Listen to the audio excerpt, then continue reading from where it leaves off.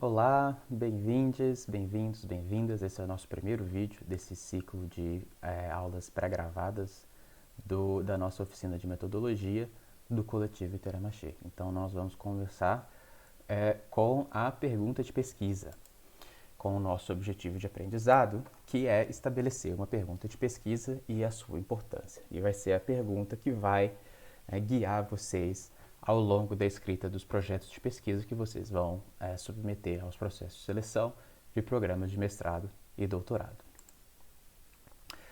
Nós vamos percorrer um exercício que está no capítulo 3 do livro Arte da Pesquisa, que está disponível para vocês no Google Classroom e que eu recomendo a leitura antes do nosso próximo encontro ao vivo. Então, o exercício consiste em especificar o tema, formular a pergunta de pesquisa e estabelecer a importância da pergunta de pesquisa. Quando a gente busca estabelecer um tema, a ideia é que nós especifiquemos esse tema, que o tema fique mais específico do que um interesse amplo que a gente costuma ter quando a gente começa a pensar em pesquisar alguma coisa. Então é comum a gente começar por coisas amplas como comércio internacional ou movimentos sociais.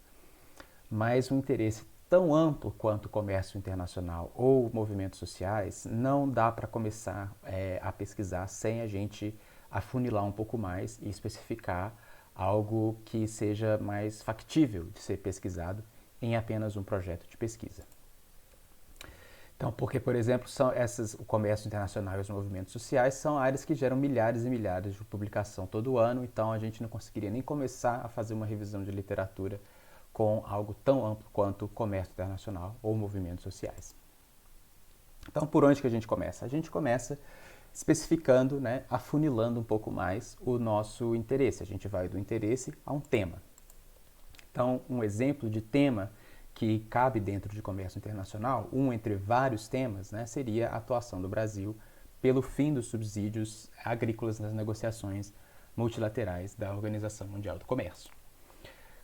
Se tratando de movimentos sociais, a gente pode ter como um dos vários exemplos de vários temas que estão contidos dentro desse interesse maior, que são os movimentos sociais, seria a influência do MST na formulação de políticas de assistência à agricultura familiar nos governos do Lula e da Dilma.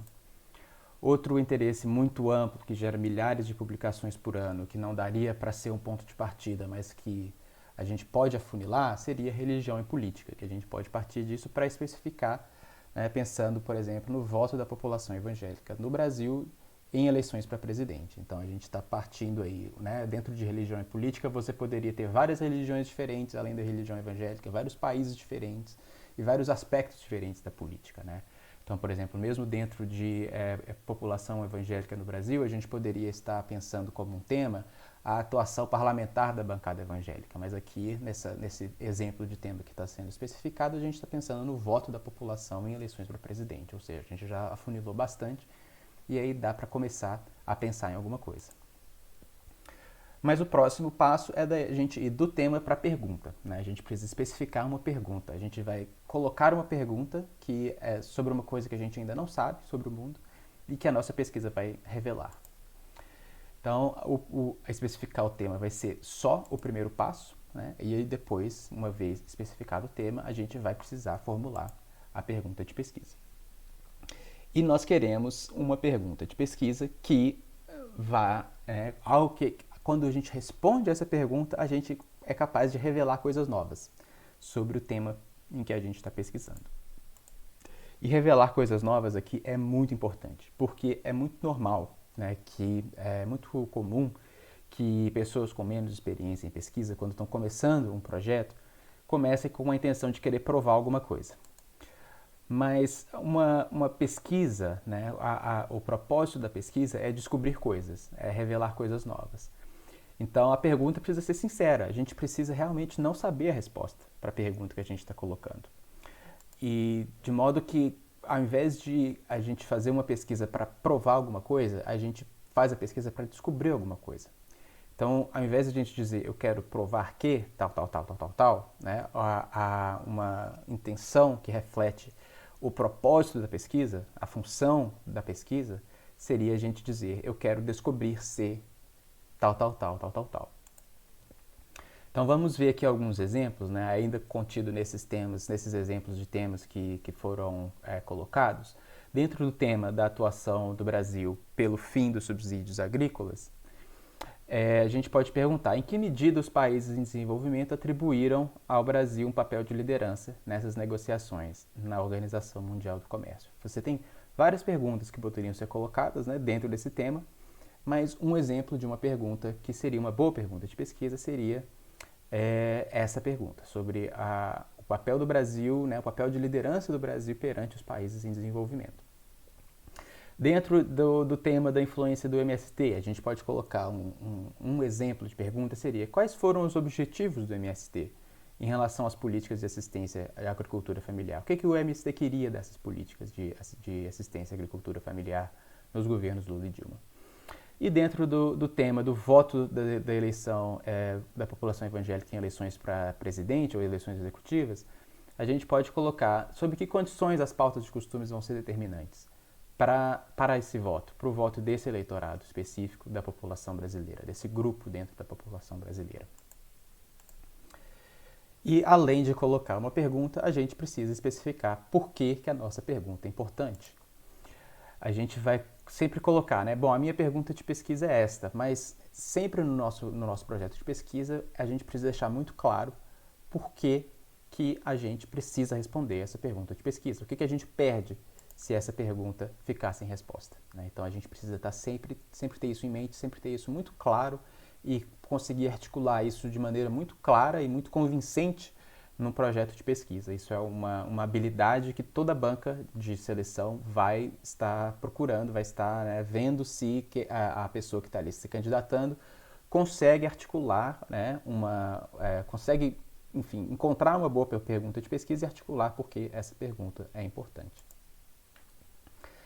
Então, ainda mantendo aí os nossos exemplos, né? Se a gente pergunta em que medida os países em desenvolvimento atribuíram ao Brasil um papel de liderança na OMC, a gente pode colocar isso como sendo importante porque nos ajuda a entender as perspectivas do Brasil ser visto como líder de nações em desenvolvimento perante a comunidade internacional. Então, ou seja, é uma pergunta específica, mas que quando a gente responde essa pergunta, a gente ajuda a revelar uma coisa importante sobre algo que vai muito além dessa pergunta, né? Então aqui a gente está falando de uma coisa bem, um nicho, né, de tema que é subsídios agrícolas na OMC, mas quando a gente revela uma resposta sobre uma pergunta que é sobre negociações de subsídios na OMC, a gente está descobrindo uma coisa importante que vai nos ajudar a entender algo muito maior, que é o papel do Brasil, né, na diplomacia. Quando a gente pensa no caso do MST, a gente, ao responder uma pergunta como essa, a gente está procurando entender as prioridades de movimentos sociais como um todo.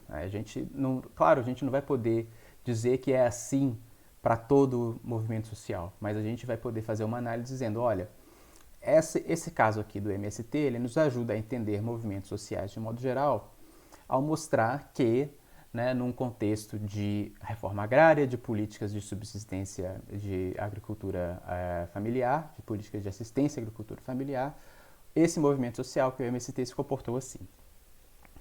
E da mesma forma, ao responder uma pergunta sobre religião e política, sobre comportamento eleitoral, né, da população evangélica do Brasil, a gente ajuda a toda uma comunidade que estuda religião e política, não só no Brasil, mas como no mundo inteiro, né, a entender as situações em que a religião vai ser mais ou menos importante para definir resultados de eleições. Então a gente está sempre explicando por que a pergunta nos ajuda a entender algo maior, e esse algo maior é o que vai unir a academia. Então, vou voltar aqui no slide. A nossa pergunta de pesquisa, a nossa pesquisa, ela vai ser interessante para outras pessoas à medida em que ela consegue transcender ao próprio nicho. Então, ou seja, você não precisa dialogar somente com as pessoas que, por exemplo, se você for estudar, né, o papel do Brasil na OMC ou o MST, né, ao escrever um texto, uma pesquisa sobre o MST, por exemplo, você não vai estar dialogando somente com as pessoas que estudam o MST especificamente, ou pessoas que estudam as políticas de assistência à agricultura familiar no governo Lula. Você vai estar dialogando com toda uma comunidade muito mais ampla que conversa sobre, que pesquisa, que investiga movimentos sociais. Ou reforma agrária, ou seja, você vai estar fazendo contribuições para comunidades intelectuais que vão além daquele tema e daquela pergunta que você está colocando. E é assim que a academia se une, é assim que você vai ter trocas intelectuais em congressos e enfim, dar retorno sobre os textos de outras pessoas. É dessa forma, né, que as diferentes produções acadêmicas vão se complementando para que, de maneira conjunta, para que coletivamente, né, a universidade e a academia consiga entender melhor alguns fenômenos importantes do mundo social. Então, é normal e é esperado também que o tema e a pergunta mudem ao longo da pesquisa. Então, portanto, se nesse momento você ainda não tem certeza, né, não tem segurança de que o meu tema vai ser esse, a minha pergunta vai ser essa, mesmo que você não tenha a menor ideia de qual seja, né, o tema ou a pergunta, tenha sempre em mente que isso vai mudar.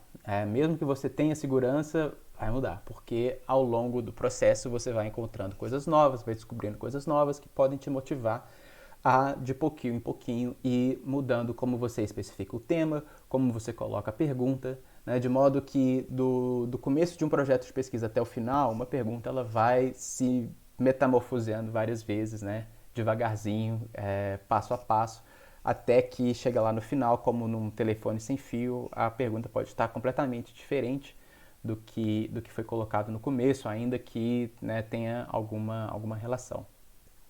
Então a gente está sempre revisando isso, a gente está sempre analisando criticamente o nosso próprio tema, a nossa própria pergunta de pesquisa e sempre se mantendo, né, sempre mantendo uma abertura à mudança. Então a gente precisa sempre se perguntar, né, se o tema é específico o suficiente ou se é amplo demais, se responder a pergunta é factível, se a gente já sabe a resposta para essa pergunta, porque se a gente já souber a resposta, enfim, a pergunta perde propósito, a gente pergunta para descobrir alguma coisa nova.